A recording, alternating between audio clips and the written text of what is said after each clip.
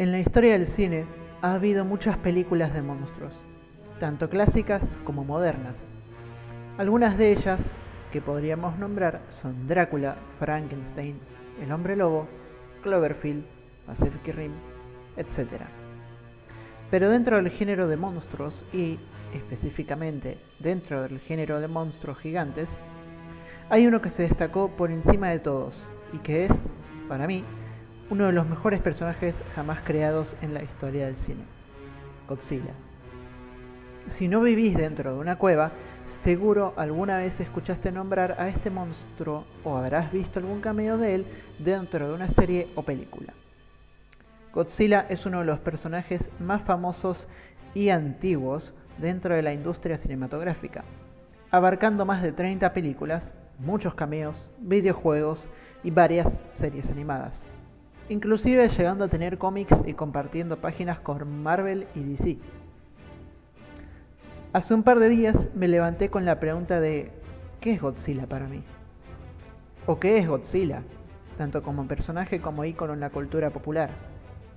En este video hablaremos de ello.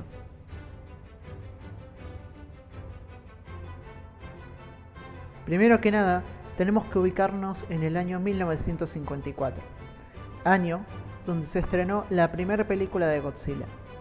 Dicho film sirvió como crítica social, alegorizando al miedo de Japón a las armas atómicas, tras haber sido bombardeado en la Segunda Guerra Mundial. La película nos presenta como un lagarto gigante radioactivo, tras haber sido despertado por las pruebas nucleares en el océano, procede a atacar Tokio, dejando una ola de destrucción a su paso, asesinando a miles y generando el caos por donde pasa. Eso es, muy ultra resumidamente, la historia de la película. En los años siguientes le siguieron muchísimos más filmes, y he aquí uno de los puntos más importantes de por qué considero que Godzilla es uno de los mejores personajes del cine: su maleabilidad. ¿A qué nos referimos con maleabilidad?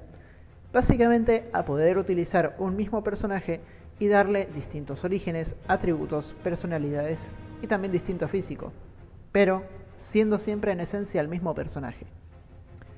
En el año 1955, Toho Studios empezó a experimentar de enfrentar a Godzilla con otros kaijus de su franquicia, generando así muchos crossovers y muchísimas películas. Pero, además de luchar con monstruos, también hubo cambios en la personalidad de Godzilla, pudiendo ser simplemente un animal destruyendo todo a su paso, un amigo y héroe de la humanidad, un titán defensor de la Tierra o inclusive ser un dios. Ejemplos concretos de la maleabilidad que mencionamos como personaje son Shin Godzilla, la trilogía anime de Netflix y Singular Point. En Shin Godzilla nos presentan a un dios, atrapado en el cuerpo físico de una criatura radioactiva, sufriendo en silencio por su propia existencia.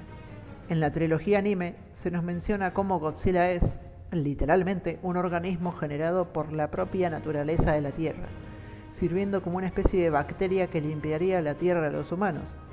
Mismo, más adelante, Godzilla moldea el planeta entero a su gusto, compartiendo ADN con las plantas, los árboles y demás animales. Mientras que, en Singular Point, Godzilla es una entidad sobrenatural generada a raíz de arquetipos. Como verán, nuestro monstruo puede tener muchos orígenes, pero siempre será en esencia él. Ese es el punto de su maleabilidad. Y dando mi opinión personal, la cual ya de por sí está reflejada en el video, puedo decir que Godzilla es todo eso y más. A nivel personal, sobre todo, este monstruo lleva siendo parte de mi vida desde que tengo aproximadamente 5 años, y dudo muchísimo que deje de ser fan de su franquicia. Mismo, con los años me tomé el trabajo de investigar más y más sobre este kaiju y otros pertenecientes a la saga. Voy a dejarles ahora un par de capturas de los mensajes que me han mandado amigos en el apartado de Kaiju Eiga en el servidor de Discord de Blaken, youtuber al cual admiro mucho. Los mensajes son respondiendo a la pregunta de qué es Godzilla para ellos. Para finalizar el video, voy a leerles el mensaje que me dejó el usuario ForeverWin, el cual me ha parecido sublime. Para mí, Godzilla es la forma que toma una idea presente en lo profundo de mi cabeza. Hay una interpretación que se repite mucho, que es que la razón por la que en tantas culturas existen conceptos que como sociedad tendemos a asociar con el concepto occidental de dragón, se debe a que la idea del dragón surge de la necesidad instintiva del ser humano de reconocer a los depredadores.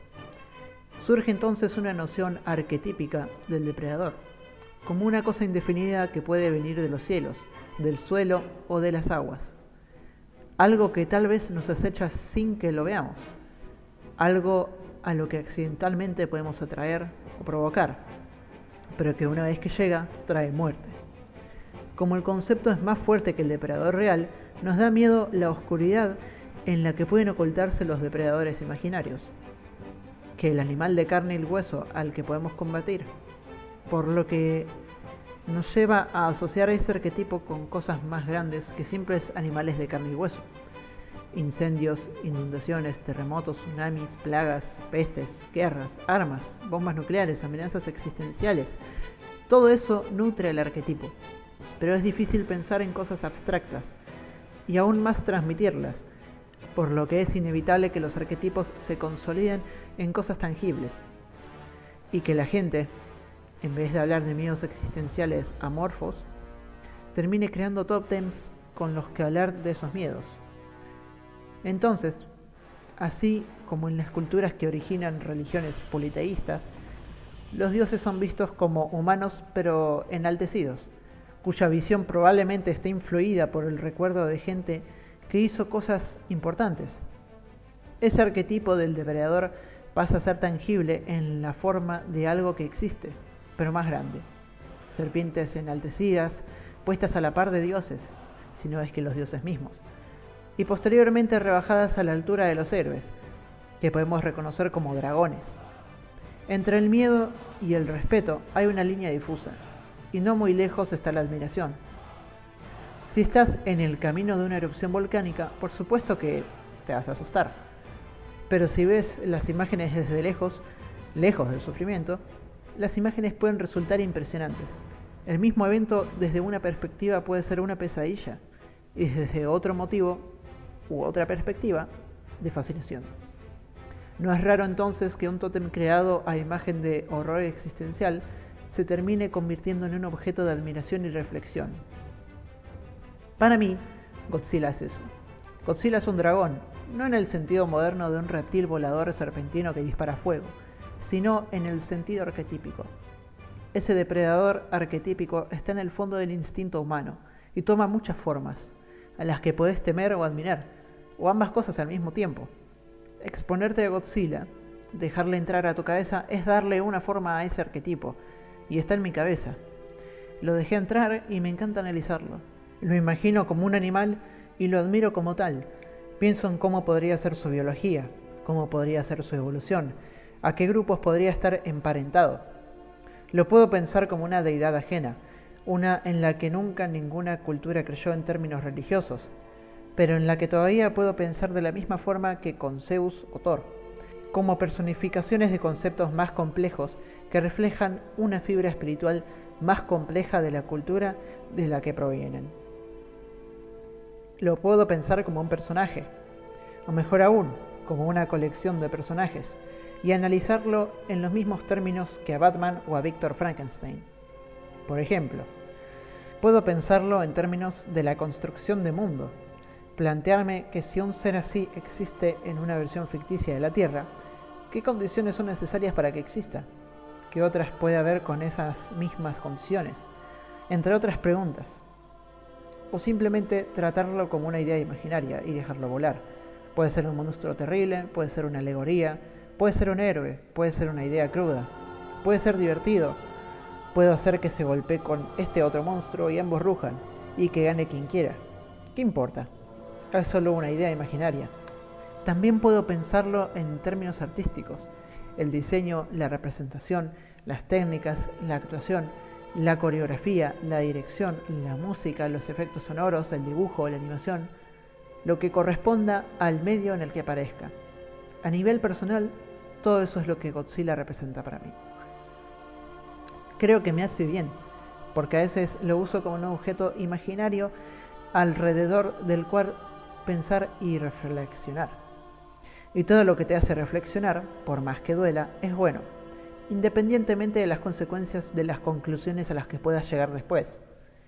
Y a veces se siente mejor reflexionar sobre algo ficticio que, por más que refleje la realidad, te da la seguridad de no ser real, que reflejar sobre cosas del mundo real capaces de lastimarte incluso si las ignoras.